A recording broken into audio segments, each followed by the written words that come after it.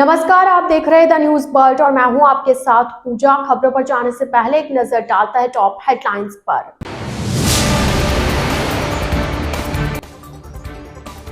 वृद्धा के घर में घुसकर हत्या, खून से लथपथ शव पड़ा मिला।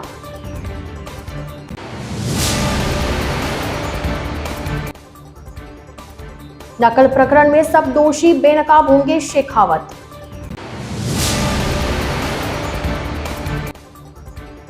महाशिवरात्रि कल शहर के शिवालयों में होंगे धार्मिक अनुष्ठान, यज्ञ और रुद्रीपाठ।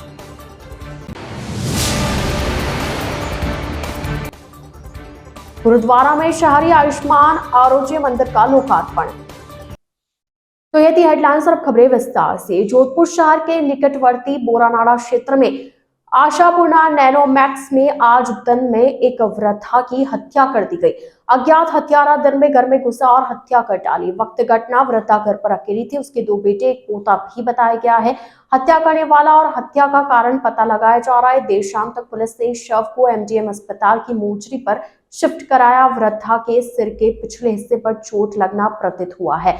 पुलिस ने फिलहाल इस बारे में केस दर्ज नहीं किया है। एसीपी बोरानाड़ा नरेंद्र सिंह देवड़ा ने बताया कि 60 साल की वृद्धा की हत्या उसके ही घर में की गई है। हत्या का पता लगाने का प्रयास किया जा रहा है। सूचना मिली थी, मुझे तो कंट्रोल रूम के थ्रू मिली थी करीबन 1-1:15 बजे कि ये आशीर्वाद नैनोमैक्स करके कॉलोनी है जो पीएस बोरानाड़ा में पाल गांव के अंदर है। न्यूली कंस्ट्रक्ट कॉलोनी जो बन रही है अभी, उसमें एक घर के अंदर एक महिला की हत्या हो गई है। ब्लड से लथपथ डेड बॉडी मिली है, जिस पर ऐसे हमारी जो थाने की टीम है वो पहले पहुंच गई थी और आने पे पता चला कि ये एक संतोष देवी हैं जो कि करीबन 60 वर्ष उम्र की थी, विधवा थी और उनके 2 बच्चे हैं। जिस समय ये वारदात हुई उस समय एक उनका 5-6 साल का बच्चा जो पोता था वो घर में था और रूम के अंदर डेड बॉडी है वो कम्प्लीटली ब्लड से भरी हुई मिली थी। तो उस पर एफएसएल की और डॉग स्क्वाड की टीम और एमओबी की टीम बुला के मौके का अभी मौका मुआयना करवाया गया। अभी एक बार डेड बॉडी को पोस्टमार्टम कर रहे हैं। पैरेलल हमारा इन्वेस्टिगेशन जारी है कि कौन है, क्या है और जल्दी इसका खुलासा आ जाएगा कि किसने क्या किया है। प्रथम दृष्टया क्या मामला? और सर देखने से ये लगता है कि किसी ने मर्डर किया। अब उसका एम क्या था, किस वजह से था, क्योंकि लूट का उद्देश्य ये नहीं लग रहा है कि उसके पहने हुए गहने या रूम के अंदर दूसरी सारी चीज़ें एजिट है, कहीं से कुछ छेड़छाड़ नहीं हुई है। तो मीन्स लूट का तो नहीं था, उसके अलावा कुछ हो सकता है। प्रथम दृष्टया बच्चे से पूछताछ की थी तो लेडीज जिनकी मर्डर हुआ है उसने जो आने वाले से बातचीत भी की है, तो इन सारे एंगल्स पे काम कर रहे हैं। केंद्रीय जल शक्ति मंत्री गजेंद्र सिंह शेखावत ने पूरे विश्वास के साथ कहा कि अब की बार प्रधानमंत्री नरेंद्र मोदी जी के नेतृत्व में भाजपा गठबंधन 400 पार सीटें लाएगी। पेपर लीक को लेकर राज्य सरकार की कार्रवाई पर उन्होंने कहा कि हमने पहले ही कहा था, जो लोग नकल में सम्मिलित है, केवल वही नहीं, जो लोग नकल के माध्यम से पिछले दरवाजे से नौकरियों में गए हैं, उन सब के खिलाफ कार्रवाई करेंगे। अभी तो शुरुआत है, जांच के पहले और दूसरे कदम आरपीएससी व नेताओं तक पहुंचे हैं। देखते जाइए इसमें कौन कौन लोग शामिल थे, वो सामने आ जाएंगे, बेनकाब होंगे। जोधपुर लोकसभा क्षेत्र से भाजपा का पुनर्प्रत्याशी घोषित किए जाने के बाद शेखावत गुरुवार सुबह दिल्ली से सूर्यनगरी पहुंचे। यहां मीडिया से अनौपचारिक बातचीत में शेखावत ने कहा कि वर्ष 2014 में देश की जनता ने नरेंद्र मोदी जी को एक आशा की किरण के रूप में मानते हुए मतदान किया था। उस समय देश की राजनीति की समीक्षा करने वाले इस बात को स्वीकार करने के लिए तैयार नहीं थे कि भारत की ऐसी परिस्थिति है, उसमें किसी एक पार्टी को पूर्ण बहुमत की सरकार बनाने का अवसर जनता देगी। लेकिन देश की जनता ने 272 पार का नारा जो भाजपा ने वर्ष 2014 में दिया था, वो न केवल पूरा किया बल्कि उससे ज्यादा सीटें देकर नरेंद्र मोदी जी को प्रधानमंत्री बनने का अवसर दिया।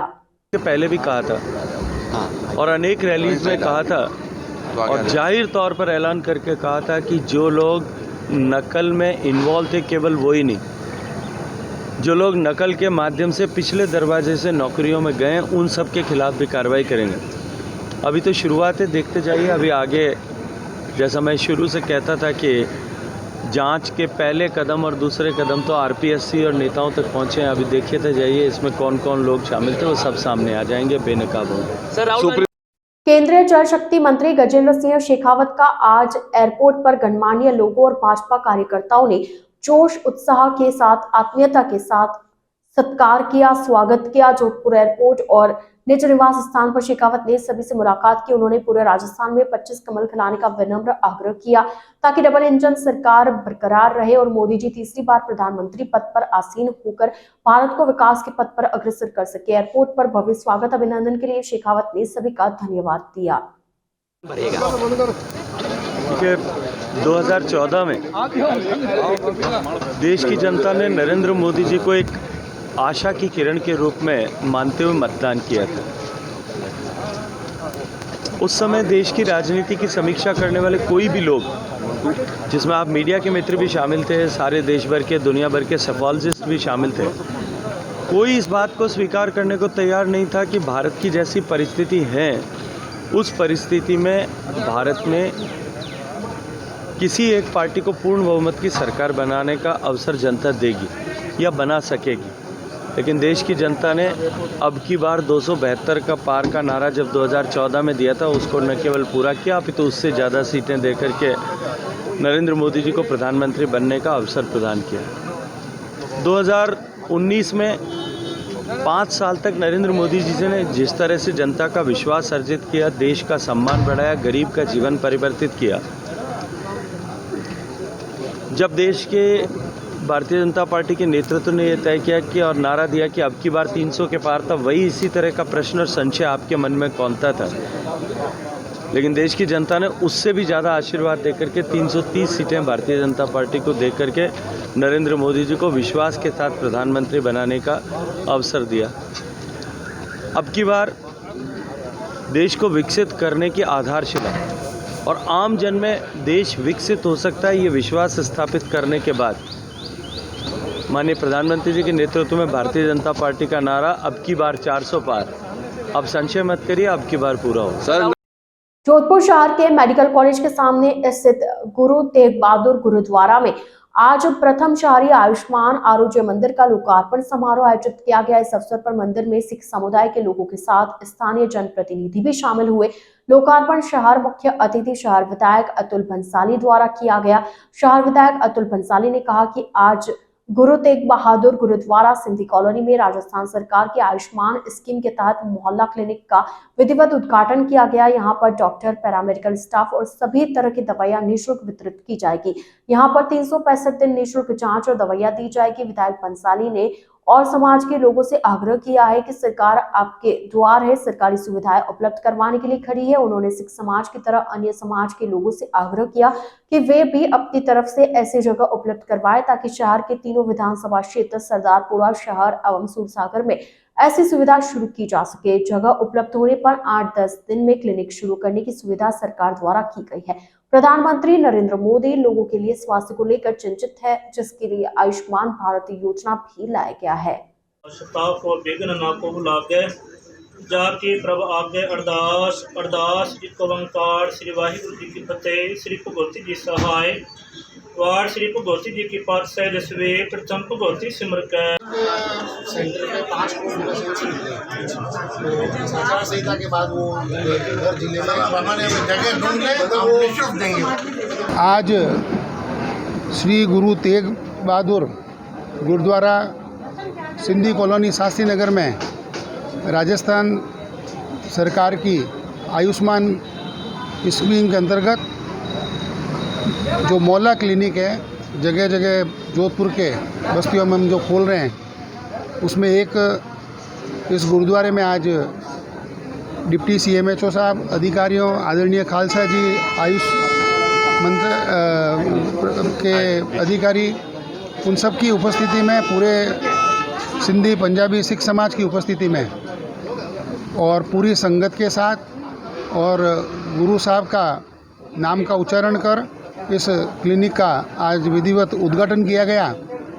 यहाँ पर डॉक्टर, पैरामेडिकल स्टाफ और सभी तरह की दवाइयाँ निःशुल्क वितरित की जाएगी और हमेशा ये क्लिनिक 365 दिन जैसे हॉस्पिटल में बन जाते हैं, वैसे एक छोटी क्लिनिक ये है, नर्सिंग होम तो नहीं है पर छोटी क्लिनिक है। तो जितने भी लोग हैं उनको वहाँ निःशुल्क जांच, निःशुल्क दवाई और निःशुल्क परामर्श की सुविधा यहाँ पर उपलब्ध है।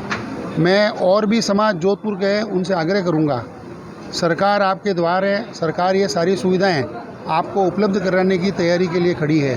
सभी लोग, जैसे सिख समाज ने आज ये पहल कर अपने गुरुद्वारे में जगह दी है, मैं और भी समाज से विनती करता हूँ आपके मीडिया के माध्यम से, ऐसी एक जगह आप सेवा के भाव से हमें उपलब्ध कराएं और हम भी तुरंत प्रभाव से इस तरह की क्लिनिक जो पूरे जोधपुर के शहर विधानसभा, सूरसागर और सरदारपुर विधानसभा में तुरंत ही लगाने का कार्य प्रारंभ करेंगे।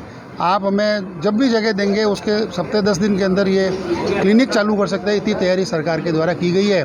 और जैसा कि हमारे देश के प्रिय प्रधानमंत्री नरेंद्र मोदी जी का आयुष्मान भारत के लिए और लोगों की जो स्वास्थ्य कैसे सुधरे उसके लिए बड़ी चिंता रहती है, उसी के अनुसार हमारे राजस्थान के यशस्वी मुख्यमंत्री आदरणीय भजन लाल जी, उनका भी ये ध्येय था कि राजस्थान में भी कोई स्वास्थ्य के क्षेत्र में, चिकित्सा के क्षेत्र में कोई कमी नहीं रहनी चाहिए और तुरंत प्रभाव से एक्शन मोड में सरकार काम करे, ऐसा एक उन्होंने वादा किया है, उसी के अनुरूप ये कार्य हुआ है। धन्यवाद।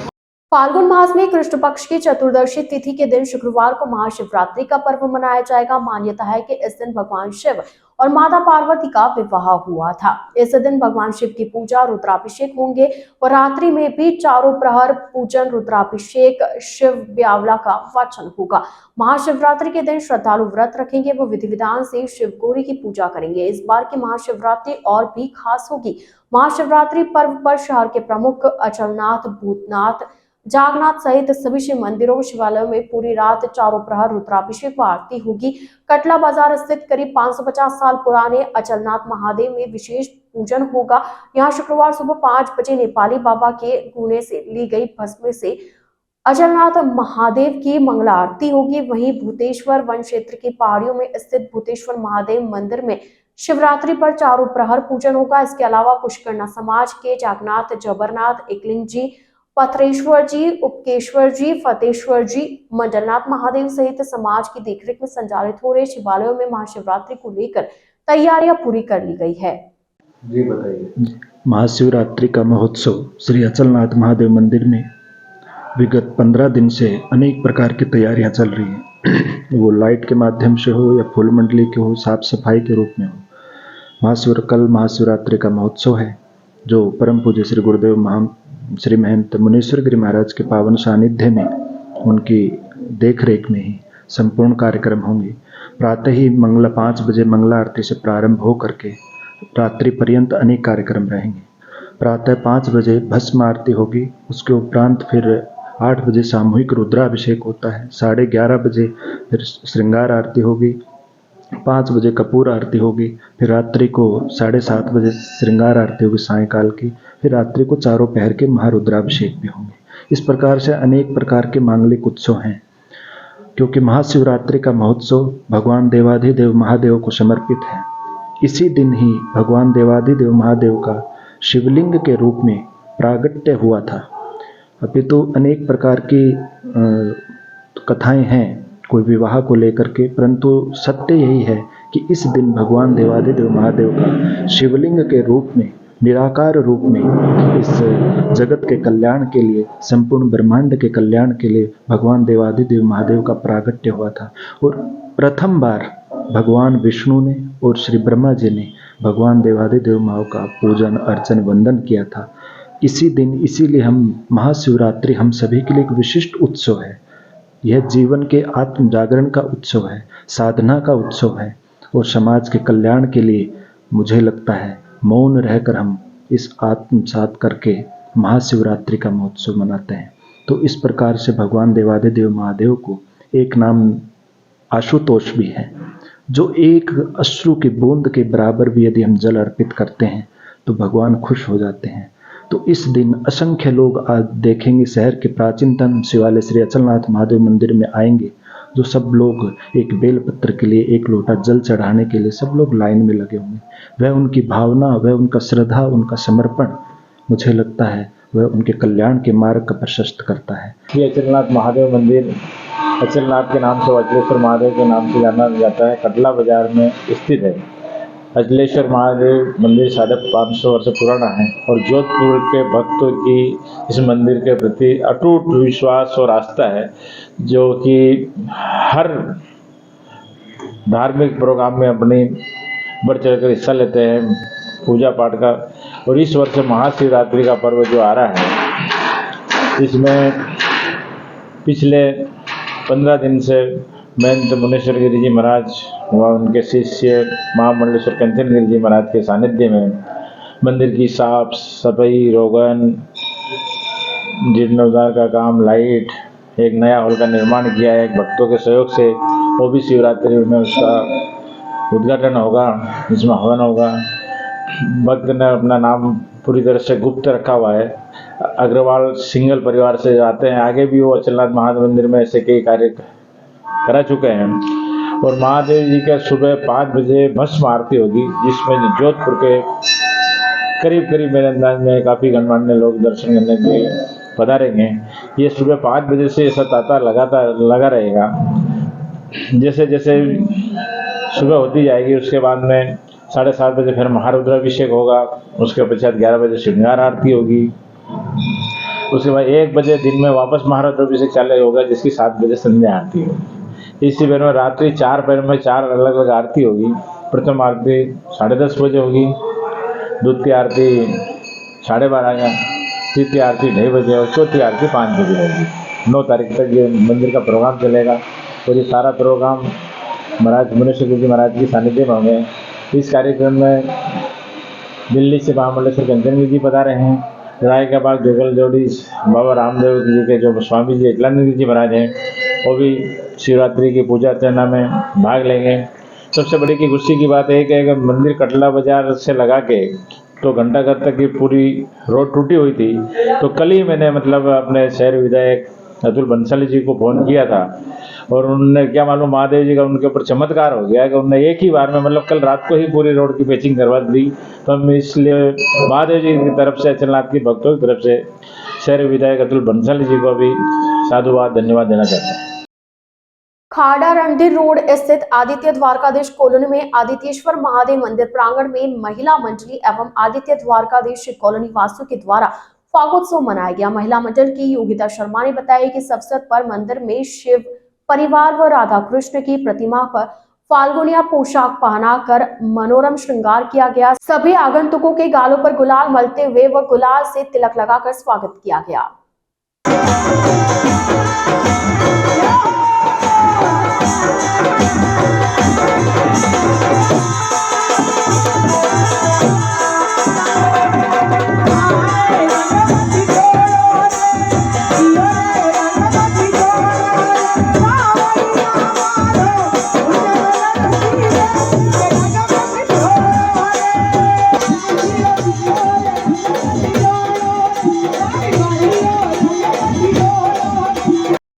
महापर्व महाशिवरात्रि की पूर्व संध्या पर विश्व हिंदू परिषद बजरंग दल सरदारपुरा प्रखंड की ओर से गोल बिल्डिंग स्थित जबरेश्वर महादेव मंदिर में भव्य शिव ब्यावला का आयोजन किया गया, जिसमें शिव भक्तों ने बढ़ चढ़कर हिस्सा लिया। विश्व हिंदू परिषद बजरंग दल सरदारपुरा प्रखंड के प्रवक्ता अजय सियोटा ने बताया कि श्री सिद्धेश्वर महादेव मंडली के श्याम सुंदर, वीरेंद्र तंवर, राकेश गोयल, दीपेश भाटी और विष्णु ने शिव ब्यावला का कथावाचन किया। इससे पूर्व जबरेश्वर महादेव मंदिर में शिवलिंग का श्रृंगार किया गया और तत्पश्चात भगवान शिव की आरती की गई।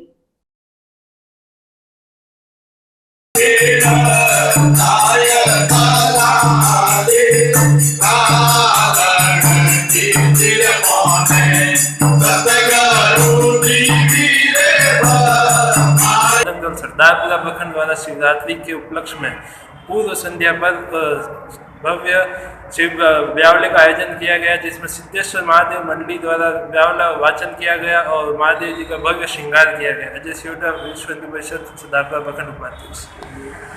राजस्थान माध्यमिक शिक्षा बोर्ड की 10वीं बोर्ड की परीक्षाएं गुरुवार से शुरू हो गई। जोधपुर शहर व ग्रामीण में शिक्षा विभाग ने परीक्षार्थियों के लिए कुल 257 परीक्षा केंद्र बनाए। इसमें 6 संवेदनशील व 8 अति संवेदनशील केंद्र है। यह परीक्षाएं 30 मार्च तक चलेंगी। 10वीं कक्षा के छात्रों का आज पहला पेपर अंग्रेजी का हुआ। परीक्षा सुबह 8:30 बजे से शुरू होकर 11:45 तक चली। वहीं 75% या उससे अधिक विकलांगता वाले छात्र छात्राओं को परीक्षा के दौरान 1 घंटे का अतिरिक्त समय दिया गया। परीक्षा में नकल रोकने के लिए उड़न दस्ते भी गठित किए गए। सभी परीक्षा केंद्रों पर नकल रोकने के पुख्ता इंतजाम किए गए। बता दें कि कक्षा 12वीं की परीक्षाएं 29 फरवरी से शुरू हो चुकी है और 4 अप्रैल तक चलेंगी। लूणी क्षेत्र के दवा तथा लूणी पंचायत समिति में माध्यमिक शिक्षा बोर्ड अजमेर द्वारा आयोजित 10वीं बोर्ड की परीक्षा विधिवत रूप से शुरू हुई। आज 10वीं बोर्ड की परीक्षा को लेकर परीक्षार्थी काफी उत्साहित नजर आए। परीक्षा केंद्रों पर छात्र अपने रोल नंबर देखते हुए अति उत्साहित नजर आए। लूणी पंचायत समिति के सीबीओ गणेश राम अलावा ने बताया कि क्षेत्र में 22 परीक्षा केंद्रों पर 4,511 परीक्षार्थी परीक्षा दे रहे हैं। वहीं दवा पंचायत समिति के सीबीओ प्रदीप चाणी ने बताया कि 5 निजी विद्यालयों में 278 और 11 सरकारी विद्यालयों में परीक्षा केंद्रों पर 1,359 परीक्षार्थी सहित 1,637 छात्र छात्राएं परीक्षा दे रहे हैं। नारायण भारतीय किसान यूनियन के बैनर तले लूणी तहसील के विभिन्न गांवों से आए किसानों ने जिला कलेक्टर को मुख्यमंत्री और प्रधानमंत्री के नाम ज्ञापन दिया। किसानों ने ज्ञापन में फसल बीमा योजना को लेकर मुआवजा नहीं मिलने, कोऑपरेटिव में किसानों से कमीशन लेने सहित विभिन्न मांगे रखी। यूनियन के अध्यक्ष पीराराम पावर ने बताया कि 2023 में हुई बारिश में तहसील जंवर लूणी में तिल, मूंग, बाजरे की फसल नष्ट हो गई। इसको लेकर तहसीलदार और पटवारी की ओर से 80% खराबी की रिपोर्ट बनाकर सरकार को भेजी गई। इन फसलों का बैंकों, कोऑपरेटिव सोसाइटी से बीमा हो रखा था। उन्होंने बताया कि इसके बावजूद किसानों को अभी तक नहीं बताया गया कि उन्हें प्रति हेक्टेयर कितना मुआवजा और क्लेम दिया जाएगा। इसके लिए आज प्रधानमंत्री, मुख्यमंत्री के नाम पर ज्ञापन देने पहुंचे ताकि इस बारे में कार्रवाई कर किसानों को राहत अथवा मुआवजा दिलाया जाए। गोचर भूमि को लेकर भी उन्होंने आपत्ति जताई है। गोचर भूमि पर पशुओं को चराने से लेकर पशु पक्षियों के दाना पानी की व्यवस्था रहती है। तालाब भी सूख गए हैं, मिट्टी की सफाई कर उसे ठीक किया जाए। नारायण भारतीय किसान यूनियन, श्री नारायण भारतीय किसान यूनियन में अध्यक्ष पीराराम पावड़ बड़लिया और लोनावास भागरी से लूणी तहसील में आया। पूरा लूणी तहसील 37 कौम होने समझा है। 2023 में ये बरसात मूंग और बाजरी, तिल और सब नष्ट हो गई। फसल नष्ट हो गई। जना माने इंश्योरेंस कंपनियों जो केसीसी हुए तो बैंकों इंश्योरेंस बीमो है और कई कोऑपरेटिव बैंकों है, कई प्राइवेट में कंपनियों बीमो करा दियो। उन्होंने गवर्नमेंट तरफों तहसीलदार पटवारियों ने पूरी 80% खराबी रिपोर्ट गवर्नमेंट ने पेश कर दी। एसडीएम ने प्रतिलिपि ओरिजिनल साथ में है। भाद्र में अभी तक मोने न तो आ गयो भाई प्रति हेक्टर कितो मुआवजो मिली, कितनी किले मिली, आज तक कोई मोने पाची कोई सूचना ही नहीं है। जना में आया मोरी समझा है कि भाई मोरी वो जो मुआवजो है किले में, इन्हें प्रधानमंत्री, मुख्यमंत्री ने कलेक्टर साहब को विज्ञापन देवन आया कि मोने इन्हें कार्रवाई कर जल्दी जल्दी किसानों ने मुआवजो दिलावे। एक मोरे समझा है कि अखबार में आयो हाईकोर्ट को आदेश जो मोरे ओरण और आगोर गौसर भूमि है, जो गौसर भूमि फॉरेस्ट ने देवनी मोने हमने माई निविदा में, तो इनमें मोने आपत्ति है। जो हमारे गाँव रहा जो पशु है, पक्षी बंचू है, गाय है, भैंस है, सब जो गौसर भूमि बिगड़ में रह नहीं सके। हर गांव में गौसर भूमि है। जो गौसर भूमि में जो इसका कोई धनरा कोई धनी नहीं है पक्षी रहा, वो गौसर भूमि में रात दिन सरन और पेट भरे। भाद्र में जो ओरण होता है, जो ओरण परंपरा में जो तालाब है, ओरण जगह आवे, जो ओरण पानी आवे तालाब में बा ओरण भूमि गिणीजे। ओरण भूमि में तालाब नहीं भरीजे तो मैं ग्रामवासियों रे पक्षु है, गाया है, हुना डोंगर है, सब माने पीने वास्ते सब माने समस्या आवे ठेठ हुई। तो मोने अभी तालाब कम पड़ गया और ओरण आगोर है चली जाई तो तालाब पानी भरीजे नहीं। तो आने वाली समय में जो हर किसान रहे और पशुओं ने पीने के लिए पक्षियों पानी नाडी तालाब ही हुए हमारे परंपरा है। और हम ही तालाब में जो तालाब फूका पड़िया है, तालाब में कचरो आगो। मोरो निवेदन प्रधानमंत्री, मुख्यमंत्री हो है वो तालाब में लूज माटी है बा सफाई कर और इन खेत तालाब में पन्नी लगाया कर, एडी पन्नी लगा न तालाब में सफाई कर और नदियों में पानी जोड़े, तालाब भर दे। और बरसात भरीड़ो है तो हमारे 12 मास इन तालाब में पानी रह जा। बढ़िया योजना बना दादा हमारे हर ग्रामवासी और 37 को हमारे समस्या मिट जावे। एक हमारी समस्या है जो कोऑपरेटिव है, हमारे जो ऋण देवे कोऑपरेटिव बैंकों, तो बे कहीं लैपटॉप आए उनमें न तो मन कोई बीमारी रसीद देवे, नहीं कोई उनमें देवे बैलेंस काटे, डायरी नहीं है कोई थारा बैलेंस कितो है, कितना रुपया उतार दिया, कितना बैलेंस है।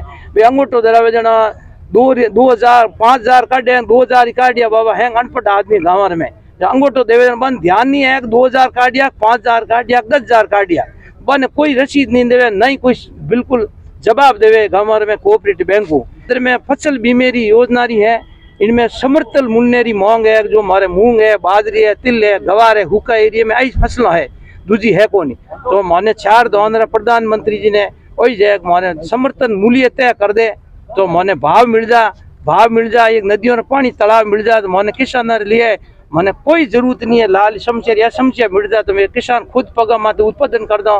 भारतीय आवक वे किसान भी राजी हुए और अनुदान वैध भारतीय एक आवक शुरू हुई। द न्यूज बर्ड के इस बुलेटिन में फिलहाल वक्त तो चला एक छोटे से ब्रेक का। ब्रेक के बाद जल्द हाजिर होंगे, आप बने रहिए द न्यूज बर्ड के साथ।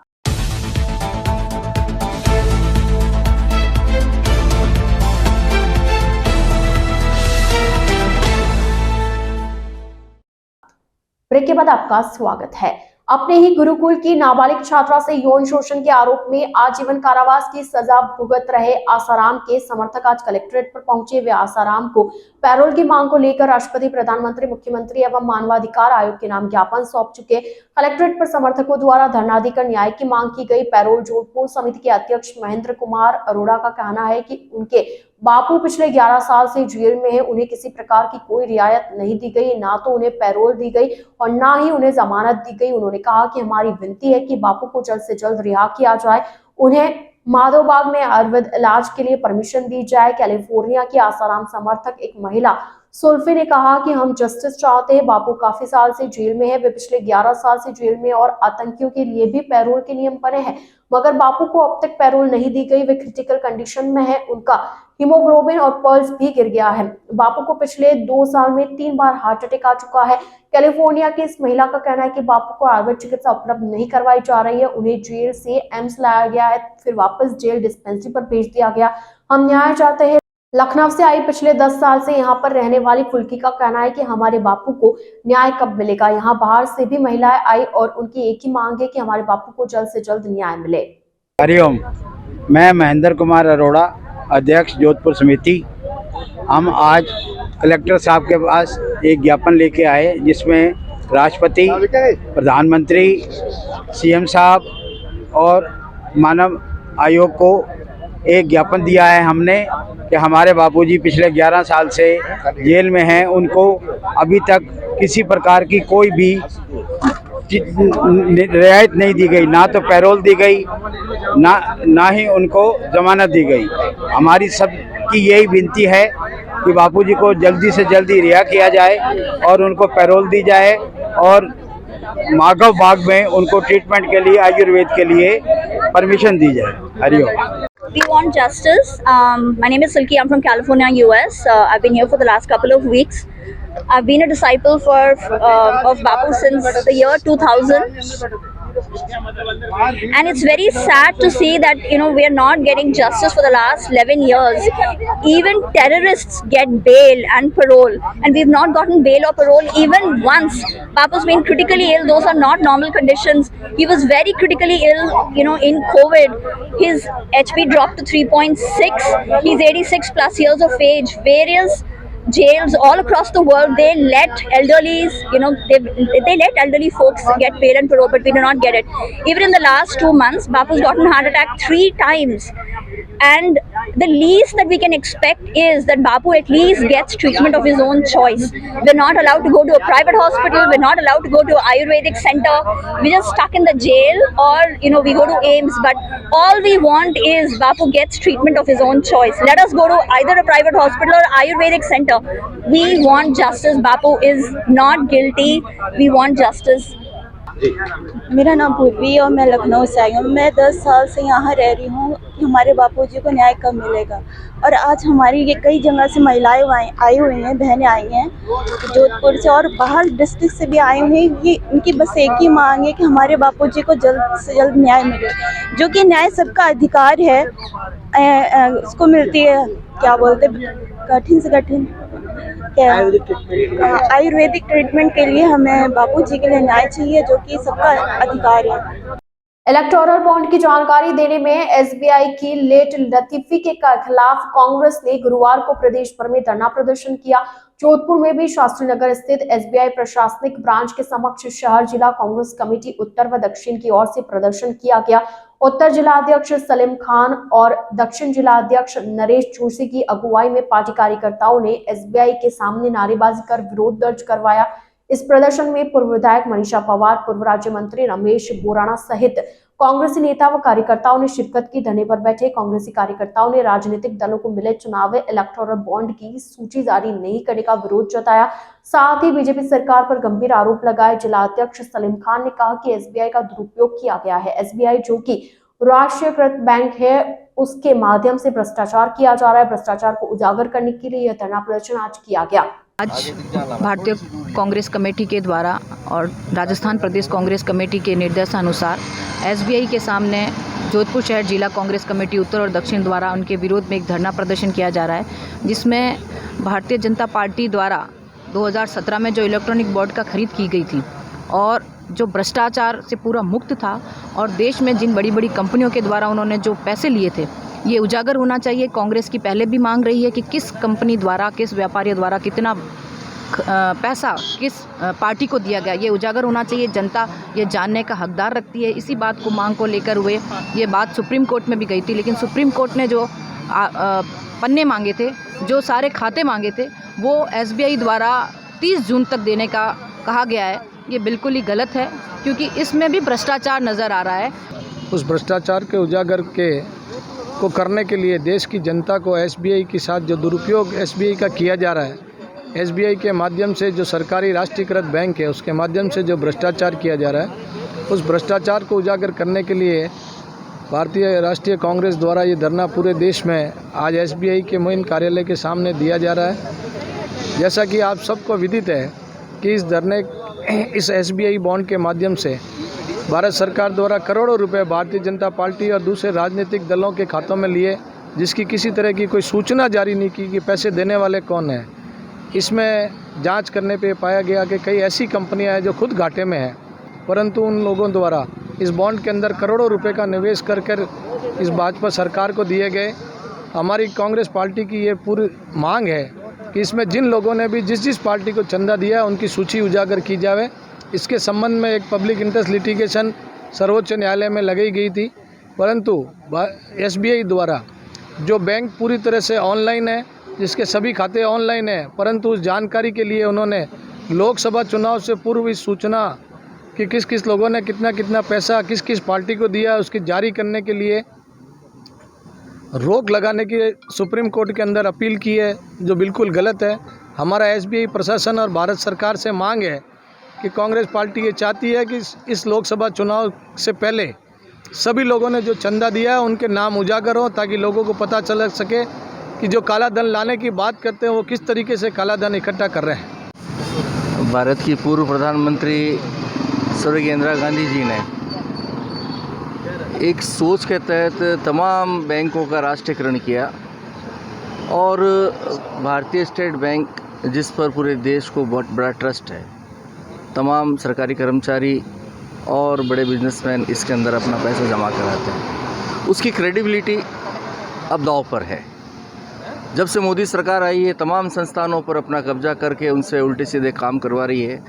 इसी के तहत जब इलेक्ट्रल बॉन्ड के लिए नोडल एजेंसी भारतीय स्टेट बैंक को बनाया और उसमें केंद्र सरकार ने ये शर्त रखी कि चंदा कौन देगा, कौन कंपनी, कोई कंपनी अस्तित्व में है या नहीं, कोई घाटे में चल रही है, उसके बावजूद हज़ारों करोड़ रुपए का चंदा जब भारतीय जनता पार्टी को दिया, उसको छुपाने के लिए एक साजिश के तहत भारतीय स्टेट बैंक को दबाव में लाकर सुप्रीम कोर्ट में ये वाद प्रस्तुत किया, अपना पक्ष प्रस्तुत किया कि हम 30 जून तक अपना तमाम रिकॉर्ड आप पर पेश कर देंगे। जैसा कि नरेश जोशी जी ने कहा कि बैंक पूरी तरीके से कंप्यूटरीकृत है, एक क्लिक पर पूरी जानकारी है, उसके बावजूद भी जानकारी नहीं देना कहीं ना कहीं संशय पैदा करता है। आयुष विभाग राजस्थान सरकार द्वारा आज से चामी पोलो ग्राउंड में 4 दिवसीय आयुष आरोग्य मेला शुरू किया गया। आरोग्य मेले का उद्घाटन शहर विधायक अतुल भंसाली ने किया। कार्यक्रम की अध्यक्षता आयुर्वेद विश्वविद्यालय के कुलपति डॉक्टर प्रदीप कुमार प्रजापति ने की। आयुर्वेद विभाग जोधपुर के संभागीय अतिरिक्त निदेशक व मेला नोडल अधिकारी डॉक्टर योगेंद्र कुमार उपाध्याय ने बताया कि मेले में आयुष से संबंधित प्रचार प्रसार करेंगे। यहाँ पर क्लिनिक भी लगी है, जिसको जो समस्या है आकर दिखा सकते हैं। यहाँ पर कुछ नृत्य करने वाली चीजें भी रखी है, उसके लिए यहाँ पर योगा का भी डेमोन्स्ट्रेशन किया गया है। हमें खान पान पर नियंत्रण रखना चाहिए ताकि आने वाले समय में बीमारियों से लड़ने की क्षमता पैदा कर लेंगे। बीमारियों को रोकना संभव नहीं है और तकनीकी बढ़ रही है, जिससे भी असर हो रहा है। मेले के शुभारंभ अवसर पर मुख्य अतिथि शहर विधायक अतुल पंसाली ने कहा कि आयुष मेले के इस आयोजन में आमजन को लाभ पहुंचेगा, ऐसी आशा वे करते हैं। आयुष विभाग के उप निदेशक व मेले के सहायक नोडल अधिकारी डॉक्टर अशोक कुमार मित्तल ने बताया कि मेले का समय सुबह 11 बजे से रात 8 बजे तक रखा गया है, जिसमें आयुष पेथियों से रोगों के बचाव एवं उपचार में विशेषज्ञों द्वारा सामान्य, जटिल व जीर्ण रोगों पर निःशुल्क चिकित्सा परामर्श, उपचार एवं औषधि दी जा रही है।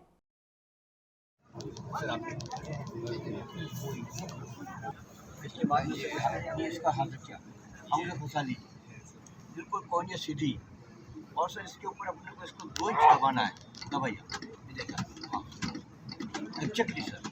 आज राजस्थान सरकार द्वारा जो आरोग्य मेला संभागीय स्तर का जोधपुर में लगा है, उसमें डॉक्टर सर्वपल्ली राधाकृष्ण राजस्थान आयुर्वेद विश्वविद्यालय के कुलपति महोदय श्रीमान प्रजापति जी, सभी आयुष विभाग के चिकित्सक अधिकारी, और जिस तरह का इस मेले में स्टॉल्स लगी है और जिस तरह से लोग इसमें आ रहे हैं, होम्योपैथी हो, यूनानी हो, आयुर्वेद हो, सब तरह के आपको चिकित्सीय परामर्श भी उपलब्ध है, मेडिसिन भी उपलब्ध है, अल्टरनेट मेडिसिन भी उपलब्ध है। तो मैं समझता हूँ कि जोधपुर की जनता को एक बार यहाँ आकर अवश्य इसका लाभ लेना चाहिए, क्योंकि बिना साइड इफ़ेक्ट के अगर कोई चिकित्सा पद्धति है तो हमारी प्राचीन आयुर्वेद चिकित्सा पद्धति है और टेस्टेड भी है। हमको बिना घबराए बहुत साइंटिफिक वे से तैयार की हुई दवाइयाँ यहाँ पे उपलब्ध है। तो एक बार आएँ और इस पूरे आयोजन का 10 तारीख तक लाभ लें, यही मेरा आपके मीडिया के माध्यम से एक अनुरोध जनता को है। धन्यवाद। नमस्कार। आज इस जोधपुर संभागीय आरोग्य मेला में आप सभी का स्वागत करते हुए हमें बड़ी खुशी हो रही है। ये हमारे प्रदेश, हमारे संभाग के लिए, हमारे पे जो भी आयुष के अंतर्गत एक्टिविटीज़ हैं उनका यहाँ पे हम प्रचार प्रसार करेंगे। साथ ही यहाँ पे हमारी क्लिनिक्स भी लगी हुई हैं, जिसमें जिनको भी जो भी समस्याएं हैं उनको आगे यहाँ पे दिखा सकते हैं। कुछ नित्य करने वाली चीज़ें हैं, क्योंकि आप लोगों को पता है कि इसमें लाइफ स्टाइल डिसऑर्डर सबसे ज़्यादा हो रहे हैं, तो उसके लिए योगा का भी यहाँ पे डेमोन्स्ट्रेशन किया गया है, जिससे कि हम अपने खान पान, रहन सहन और थोड़ा सा अपने ऊपर ध्यान रखेंगे तो हमें लगता है कि आने वाले जनरेशन समय में हम सभी विभिन्न बीमारियों से लड़ने की कैपेसिटी पैदा कर लेंगे, क्योंकि बीमारियों को तो रोकना हमारे लिए संभव नहीं है। जितनी भी टेक्नोलॉजीज आजकल बढ़ रही हैं, जितना पॉपुलेशंस बढ़ रही है, उसमें क्या हो रहा है कि बाकी सब भी जेनेटिक मॉडिफिकेशन हो रहे हैं, और उस जेनेटिक मॉडिफिकेशन में सिर्फ इतना ही है कि हम अपनी इम्यूनिटी शक्ति को कितना ज़्यादा से ज़्यादा बढ़ा सकें। तो वो हम खान पान, रहन सहन और अपने जो ट्रेडिशनल सिस्टम्स हैं उनके द्वारा ज़्यादा से ज़्यादा हम कोप कर सकें, ये इस आरोग्य मेला का उद्देश्य भी है। और इस आरोग्य मेला के तहत बहुत सारी चीज़ें डिस्प्ले हो रही हैं, जिससे पब्लिक को ये पता चल सके कि हम अपने आप कैसे अपने आप को स्वस्थ रख सकते हैं। यही इस मेला का उद्देश्य है। धन्यवाद। राज्य सरकार ने अंतर्राष्ट्रीय महिला दिवस पर प्रदेश की महिलाओं व बालिकाओं को रोडवेज बसों में निःशुल्क सफर का तोहफा दिया है। इस अवसर पर शुक्रवार को रोडवेज बसों में महिलाएं व बालिकाएं बिना पैसे यात्रा कर सकेंगी। राजस्थान रोडवेज की सभी साधारण और द्रुतगामी बसों में ये सुविधा मिलेगी, लेकिन वातानुकूल और वोल्वो बस में ये सुविधा नहीं मिलेगी। इन श्रेणी की बसों में निःशुल्क यात्रा का प्रावधान नहीं रखा गया। रोडवेज बसों में महिलाएं बिना किराए का भुगतान किए राजस्थान की सीमा में फ्री यात्रा कर सकेंगी। यह सुविधा 7 मार्च की रात 12 बजे से 8 मार्च को रात 11:59 तक जारी रहेगी। कल महिला दिवस के उपलक्ष्य में सभी बालिकाओं और महिलाओं के लिए राजस्थान रोडवेज की सभी बसों में राजस्थान की सीमा तक मुफ्त यात्रा की सुविधा सरकार द्वारा दी गई है, और तकरीबन सभी रूटों पे अपनी एवरेज फ्रीक्वेंसी पे बसें भी उपलब्ध है। और अगर आवश्यकता पड़ी तो हम एडिशनल बसों की व्यवस्था कर पाएंगे। आपका परिचय सर? मैं मुकुंद सिंह, मुख्य प्रबंधक जोधपुर। राजस्थान किसान यूनियन ने मुख्यमंत्री व प्रधानमंत्री के नाम जिला कलेक्टर को ज्ञापन सौंपकर मांग की है कि न्यूनतम समर्थन मूल्य को गारंटी कानून बनाने एवं एमएसपी से कम दामों पर क्रय विक्रय को रोकने के लिए राजस्थान कृषि उपज मंडी अधिनियम में परिवर्तन कर न्यूनतम समर्थन मूल्य में खुली नीलामी से खरीदारी आरंभ हो। राजस्थान किसान यूनियन के लालाराम राव ने कहा कि दिल्ली बॉर्डर पर किसान द्वारा जो धरना दिया जा रहा है उसका समर्थन राजस्थान किसान यूनियन कर रही है। आगामी दिनों में इससे लेकर किसान 100 ट्रैक्टर लेकर दिल्ली की ओर कूच करेंगे। प्रतिनिधिमंडल में जोधपुर संभाग अध्यक्ष नाथुराम चौधरी, अमराराम गोदारा, किसान नेता हनुमान सिंह गोदारा, पूसाराम, शिवराम सारण सहित अन्य किसान नेता मौजूद रहे।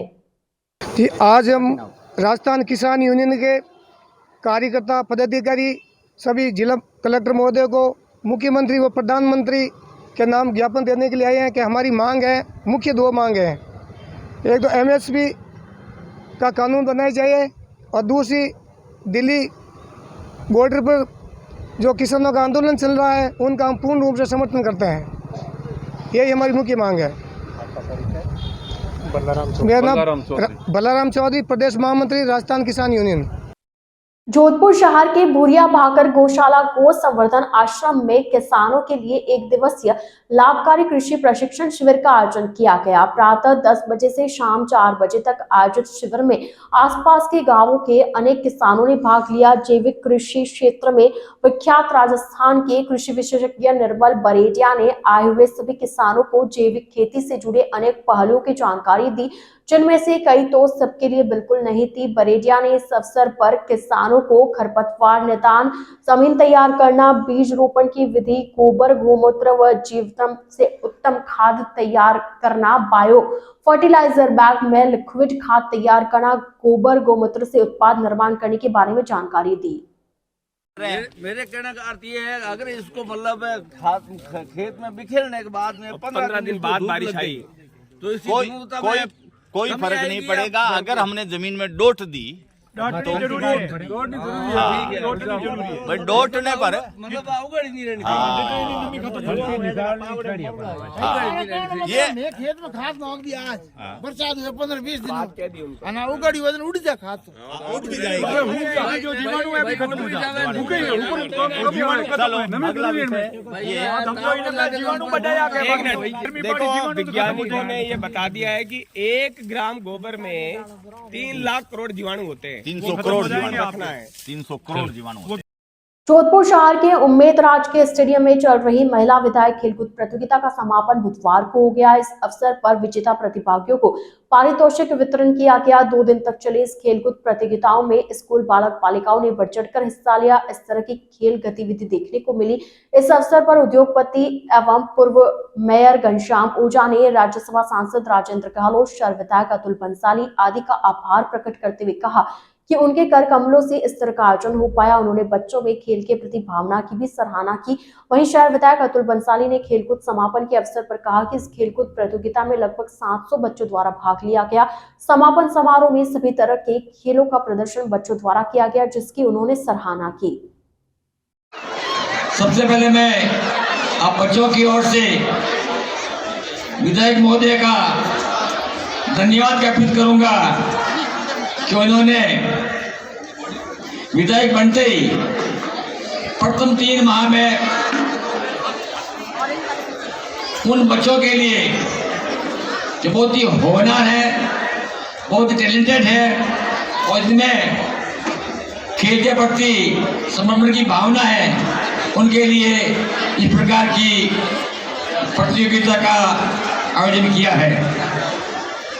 आप बच्चों ने इसमें भाग लेकर अपनी अपनी टैलेंट, अपनी अपनी स्किल, अपना अपना हुनर दिखाया है। वैसे तो कोई खेलकूद हो, प्रतियोगिता हो, उसमें कुछ व्यक्ति जीतते हैं, कुछ दूसरे तीसरे चौथे नंबर पे आते हैं, या 2 टीमें होती है, टीम हारती है, लेकिन ये सब खेल का पार्ट है। शपथ लेते हैं कि आगामी आम चुनाव 2024 में अपने मत का उपयोग करके एक स्थिर राष्ट्र के निर्माण में सहयोग करेंगे, प्रदान करेंगे। समापन समारोह पर आज राज्यसभा सांसद राजेंद्र जी गहलोत, जोधपुर दक्षिण की मेयर वनिता जी सेठ, रेसलिंग के सारे प्लेयर्स जो हैं इस स्टेज के बैक साइड असेंबल हो जाए जल्दी से, और पंकज कुमार सिंह जी, उप महापौर, पार्षदगण और जोधपुर के सभी जनमानस के साथ में इस खेलकूद प्रतियोगिता का समापन हुआ। लगभग 700 से अधिक बच्चों ने इस पूरी प्रतियोगिता में हिस्सा लिया, सभी बच्चे थे।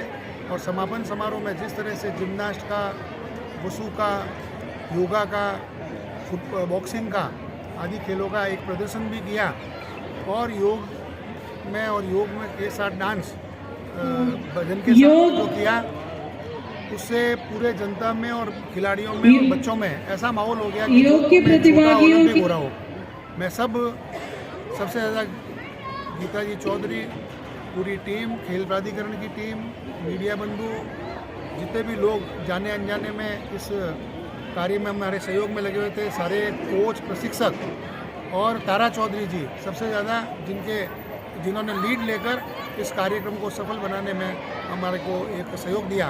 पूर्व महापौर घनश्याम जी ओझा, नरेंद्र जी कछवा, जगन्नाथ जी जोशी, सभी लोग आज पधारे, और जैसा बच्चों का वातावरण था, उत्साह था, सब देख के अभिभूत हुए। और सब ये जितने भी लोग आए ये प्रण लेके गए कि अगली बार जब खेलकूद प्रतियोगिता का आयोजन होगा वो जोधपुर ओलंपिक के रूप में होगा, और कम से कम 2,500 से 3,000 बच्चों की पार्टिसिपेंट के साथ 3 से 5 दिन के प्रोग्राम के साथ ये आयोजन की दूसरी कड़ी जल्दी आपके सामने हम अनाउंस करेंगे।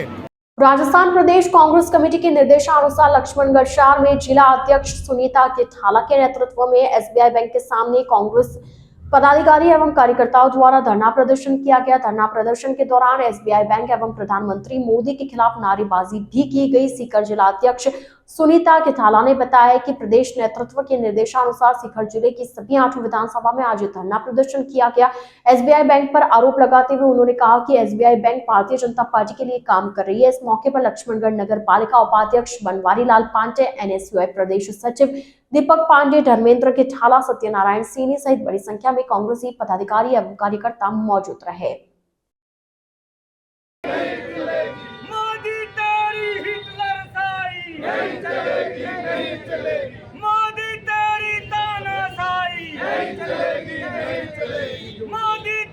तानाशाही नहीं चलेगी। हमारा प्रदर्शन है वो ऑल इंडिया कांग्रेस कमेटी के आह्वान पर राजस्थान प्रदेश कांग्रेस कमेटी के निर्देशानुसार आदरणीय प्रदेश कांग्रेस कमेटी के अध्यक्ष गोविंद सिंह डोटासरा जी के निर्देशानुसार सीकर जिले में संपूर्ण 8 विधानसभाओं में और उनके ब्लॉकों में ये प्रदर्शन और धरने दिए जा रहे हैं। जो हाल ही में सर्वोच्च न्यायालय ने जो इलेक्ट्रोल बॉन्ड था उसको असंवैधानिक घोषित किया गया था, और जिसका एक टाइम पीरियड निश्चित किया गया था कि जो भी है वो 6 मार्च तक सार्वजनिक किया जाए। जो भी राजनीतिक दलों को प्राप्त जनता है उसकी सूचना 6 मार्च तक सार्वजनिक की जाए।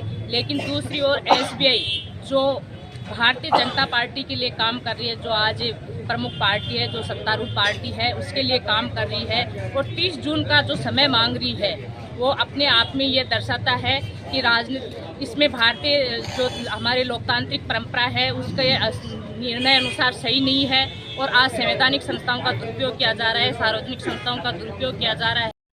द न्यूज वर्ल्ड के इस बुलेटिन में फिलहाल के लिए इतना ही। आइए चलते चलते एक बार फिर नजर डालते हैं आज की टॉप हेडलाइंस पर।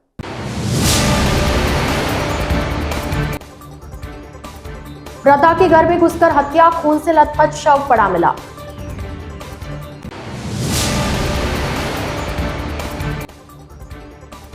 नकल प्रकरण में सब दोषी बेनकाब होंगे, शेखावत।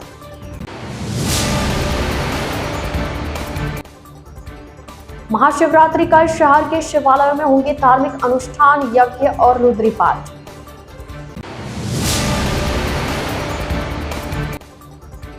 गुरुद्वारा में शहरी आयुष्मान आरोग्य मंदिर का लोकार्पण। तो अब दीजिए इजाजत पूजा को, और आप इसी तरह बने रहिए द न्यूज वर्ल्ड के साथ। नमस्कार।